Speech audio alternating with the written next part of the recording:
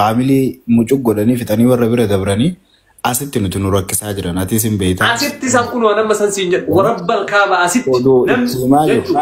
ani beeka nama asitti beeka obboleessi as jiru Jarman waraqaa namaan kennitu Faransaay waraqaa namaan kennitu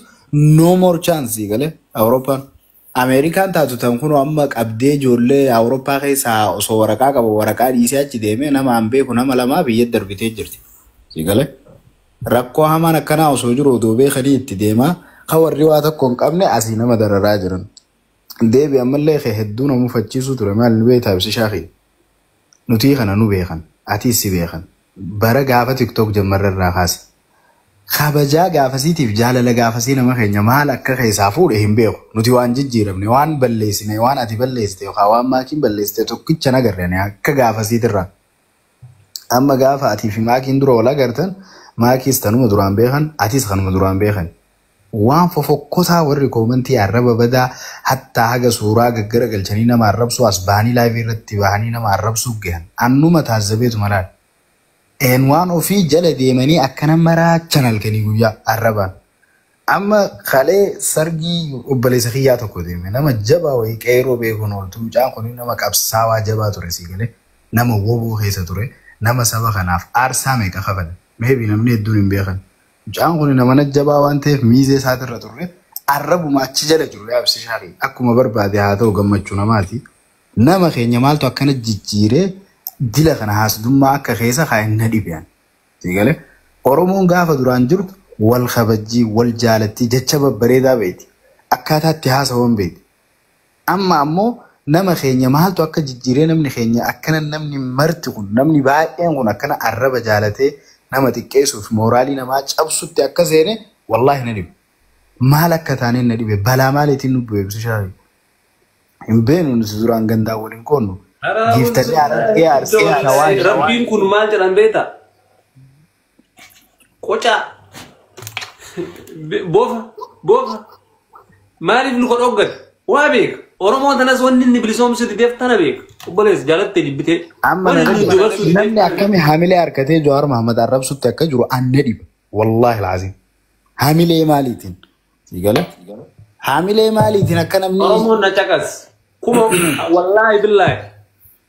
ruuhii tana kennitee fi ruuhii tana jechuun awwa nama kuma nama ruuhii kennitee fi hooti baaste gaafa atin jecha takka dogongorte si mulqiti dhukkee sirraa kaaste waan kalee tabrezanii waan kalee dhigaa torte yaadu eebalu biroo maakiin maal balleessaa dogongora hun eeggatanii barka amma dogongora namni barbaadu akkanumaan teessee maasirraa bareedaaf si arrabsa namni amma maa nyaataaf si arrabsu jira bar namni amma siigale waan namni siin kanneen kan rabbii tattaaffii keetiin bu'aa bayyaati keessa dabartee geesseen sitti waanyuu jira waanuma mataa keetii kan nama tokko hin gaafatin siigale obbolees wallahi ani afaan wallaalee ijoollee ture Oromoo bira waa argachuu feeta Oromoo bira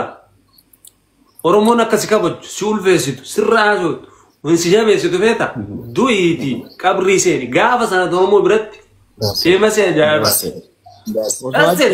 Masa caalus numaan rabsanii harka nama du'e nama du'e kuma dhibba yoo inni fooloo qabaate osoo birrii takka ittiin kennin osoo birrii takka hin dubban miliyoona galchan nama du'e san du'e akka inni qabrii seenee jilaanii dabarsu akka seenan agarre micha jahaati mana andu alami gaafa isiin duute fooloon siin ansanii barkana ajaa'ib amantara san kaawwan deemee fooloo san tolchitanii nama du'e qabrii keessa waan jiru laayivii sii dabarsa ምን አባታችሁ ነው እዛ ያላችሁ ፎሎ ያረጋችሁ ዋና ጭቀሳ ዜና ጭቀስ ድሉ ሲደበር ሰሙ አናም ብስሻ ተካና ነመረገጡ አገርቴ ቤታት አገ ወልቤን ሲል ጋራሉ ወጥቶ ነመረገጥ እንደስ ልጅ ፈከኝ ዛሬ ነመረገጡ አማ ወዶ ታዘቡ ከነመ ሜቃ ወሊ አርጌ አራማ በጣም ወናርሰኒ ረገጣ ወለ because it's too much sigale need dumat wagize danga debre danga gab sigale onnundi numobs yani wa tokko saba kanarra wonni nuti barbaannu jiru yo gooneef male waanu godha jechaan jiru sigale yo dandeenye waan beenu information qabnu waan dandeenyu maraan sigale information mara waan beenu agarsiisuun ala wanni nuti irraa eeggannu hin jiru sii galee. Mooraalii namaa eeguu irratti zeeroo deebi'ee jira namni keenya. Xiqqaa isaanii guddisuun beekan guddaa guddatee jiru kabajanii kabaja amma fakkeenyaaf saba biraa numa agarraa beektaa. Jarri Habashaa kun haga xiqqaa qaban akkaataa itti guddisanii itti mi'eeffatanii itti bareeffatan laal tiktaakaroota Habashaa amma akka selebiriitiitii bara isaan biyya keessatti agartee argee kabajaa isaan ta'an argita. Makiinaa isaan deemaniin argita. Isan jedhaa Keenya garuu osoo si beeku fakkeenyaaf amma awwaan isti wallaahi billaahi oromoon isti rabbii laa hawla osoo si beeku si bira dabraa kan si beene an dhugaa isinitti warabbal kaaba tiktaakii kanarra 5 saantim wallaahi billaahi yoo namni giiftii kana yoo kenni malee 5 saantim alaa kenni warabbal miliyoona tokko kaabaanis kaniin itti baasee kaniin an irraa argadhu kaniin an namaa kan nuti irra guddaa wallahi silaa har'a miliyoonaan waan takka ittiin arganne kana Habashaa ta'ee biyya jiraate Allah dhiisme sila ambaasaadara amma namni keenya waluun dalaysiisu raachee an itti gammada waan itti gammaduuf wallaahi billaahi gammadu guddaa qabaaf maaliif beektaa osoo silaa Oromoo maaliif waan isan harkatu amma micaan miskintichi maashaallah rabbiin tolchee fi deentistii tokko waliin miliyoona 3 wayin amata ambaasaadara ta'ee walii faraarramee jira. Adiyyuu miti silaa ati jechuun Oromoo tasmattantee akka minaa akka ginnigan afaan Oromootiin fammastee minaa akka raachi kan xiqqeessan qabattee hin deemin Oromoof jedhu deemte akkasitti si taate garuu sila Oromoo tas ta'e maxxante walillee hin dalaysiisan histiin amma nama sanii miti bar abbama qabeenya Oromoo kanniin yoo laatte Oromoo waan jettuun tawaa qabdu beeksisum yoo ni nagar waa wahii dalaguuf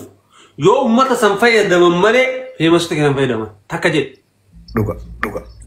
ijoollee teenan dalaysiisan Oromoo waan taate nasaafatanii sirraas jedhee akka nasaan gootu barbaada keenya. Ijoolleen biyya keessa Oromoo garuu nasaa barbaada keenya. Yes, kabiraati kafalaa gaafa keenya bira dhufu nasaa fedha jette akka jedhe. Ijoollee Oromoo biyya keessa jirtu feemasii warra miliyoona qabu hedduu jiru. Warra kuma dhibba shan kaanii binaamin. Hin dalaysiisan jaruma tana iyyuu naman. Jaruma tana iyyuu bakka wayii guddisanii ofii qabanii akkana akkasii jedhanii bira dhaabatanii wanna godhuun beekan Oromoon tun. Maaluma rabbi ummata akkamii keessa rabbi nama meeqti takka yoo aadu sii galee inkwaan nuu miti jechuun ijoollee tana tabi'ee jirtu iyyuu siluma kenna ka miliyoona soo qabu achi jiru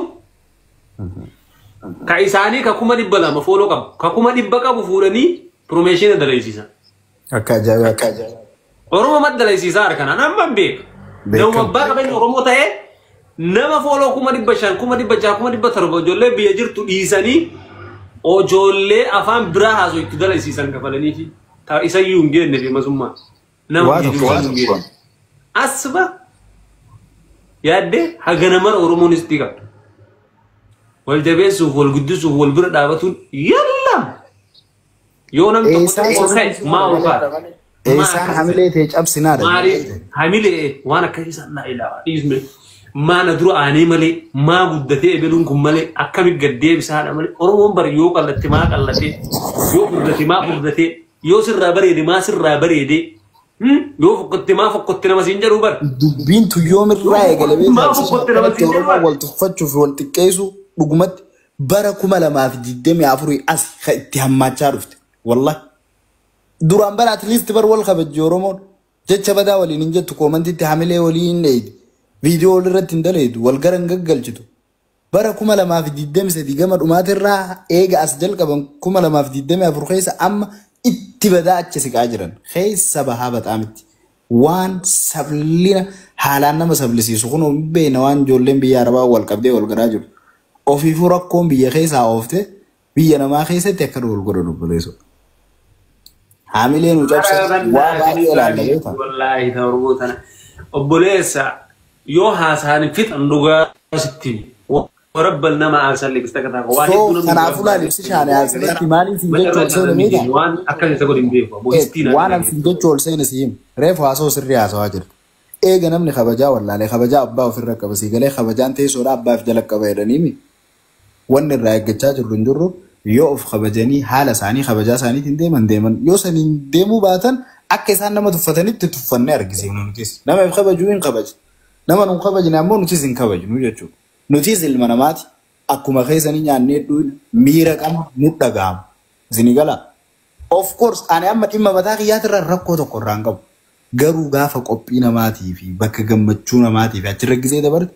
jara si waliin jiruu fi nama achirra jiruuf namni marti ilaalaa beeku gaarii fuulduraaf si gaarii bitee har'aaf obsitullee si gale si haa tolchu jireenya kiyyanaa haa tolchu jaatu waa'ee godhadhaa malee waan yoo dhiisaa namni waa isin kadhachaa jiru hin jiru namni noo baasaa isin hin jiru namni naa kutaa isin hin jiru rabbiin nama maraa jiraachisa rabbiin riskii nama maraa ajjaan qoodeefii jira isinii gala soo tanaafuu wal kabajaan teenya tadursuun akka deebitu barbaanna nuti hawaasa keenya isin jaalanna wallahi Oromooti yaan isin jaaladhaan takkaa nama Oromoo gabbee koomantiinis haa ta'u waan fedheen haa ta'u arrabseen beeku social media na harian gaafa Facebook fayyadamnu irraa kaas gaafa YouTube fi TikTok irra dhufne irraa kaas agarra commenti onkaan nama arrabsuu disi commenti un barreessu anem kanaatee like godha kanaan taane birata taase live naatee jala seenii dhageeffadhee gestii seen kanaan taane birata taa'ee commenti nama hammeessu waan miira namaa tuqu hin fayyadamu kun anumaan hin gammachiisu mataa kiyya nama san sodaa odoo hin taane maali osoo hin taane nan gammachiisu bakka ana waliin hin deemu nama hamilee cabsuun yoo ta'e nama bohaars yoo dandeesse taaptaap godhiif giiftii kanniif yoo dandeesse yoo dandeenye dhiis bira dabre kanaafuu wal jaalalti teenya ta'a akka duraanii akka nu deebitu obboleeyyan kiyya wal kabajaan bareenna nuti wal jaalalaan bareenna wal guddisuun bareenna wal haa guddifnu wal haa jaalannu ijoollee sana jajjabeessaa guddisaa yuutuubii isaanii dhaqaa sabskraabii godhaa laalaa ka hormaatu hin ilaaltani sanii galaa jajjabeessaa keessattuu amma maakii fi ibsishaa wallaahi waan amma okkee maakiin illee duraan in oowwitii gisee takka in aartii okkee waa jetti garuu ibsishaa nama arrabsu argitaniin beektan argeen beekon rizina wallaahi ibsishaa faa arrabsitaniif itti maal jettaniin hin qabdan anafaa ani amma takkaa isin arrabseen beeku tiyyallee keessa bu'aadha nama biraallee arrabseen beekon yoo nafxanyaa faa taate gaafa duraanii san malee barma maalan arrabsinee yoo taate malee giddiin quba afaan si kaayanii atumaa taa'aa jiru kana giddiin quba afaan si kaayanii si akkasiisu dubbisi keessa suqu wallahi habiibi MVP yoo dandeetti malee haala bannaati Oromoo wallahi istee kaanisa wallahi rabbumaa jedha wal jaaladha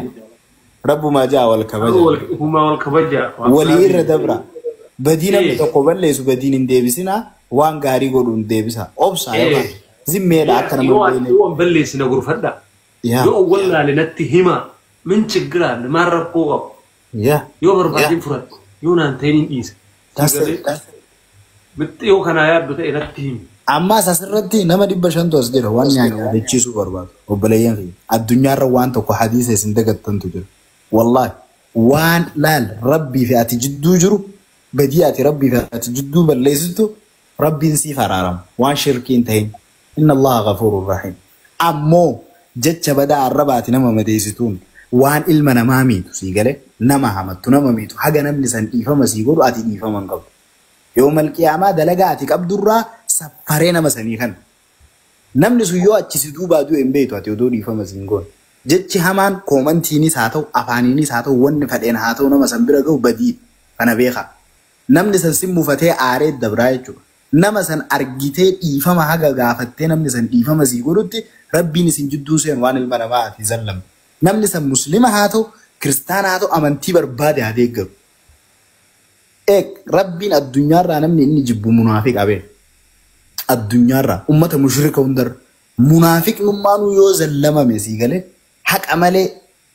yoo zallamame sii galee du'aayin inni gisee san kadhatu in arkamtiif beek kanaafuu kana hubachuu kana beekuu qabdan irra guddaan keessan ilmaan muslimaati jara kiristaanaatiif illee in xaafun amantuma kam keessattuu nama xiqqeessuu fi nama arrabsuun hin jiru hin hayyamama jee hin yaadu qalbii obboleessa keessanii eegaa jaa maqaa inni hin jaalanneen hin yaaminaa nama keessatti hin xiqqeessinaa nama afutti hin xiqqeessinaa amantii teenyaan nu gorsu tanaafuu firraa eegaa obboleeyyan nas yaadatun akka obboleessa keessanitti keessinii dhaamu ilma namaa hin zallaminaa nama isin tuqe nama isin miidhe ofirraa dhorkaa callin jeena yoo fakkeenyaaf amma namni tokko gabbehee isin garuu nama isin arrabsin nama umaa isin hin godhin nama waa isin hin jiwwamu barbaade waan mataa isaa yoo dalagate hin arrabsina waan dhimma mataa isaati isaaf rabbii isaa jidduu jira. Kanaafuu akkasitti beekaa wal hubachaa deemuun gaariidha. Jaalachuu yoo baattan hin jibbinaa mee obboleeyyan anaa isin nama tokko yoo jaalachuu baattan hin jibbinaa. Dhaasse umaa isin hin godhu isinii gala. Jaalachuun fi jibbuun illee mirga keessanii garuu yoo jaalachuu baattan hin jibbinaa haa jiraatu. Rabbitu uumu ofiisaatii danda'ee jiraata waan ta'eef. Akkasii dubbaddu tole akkam jirtanii nagaa keessanii nama haasoo nama lama dhaga'e.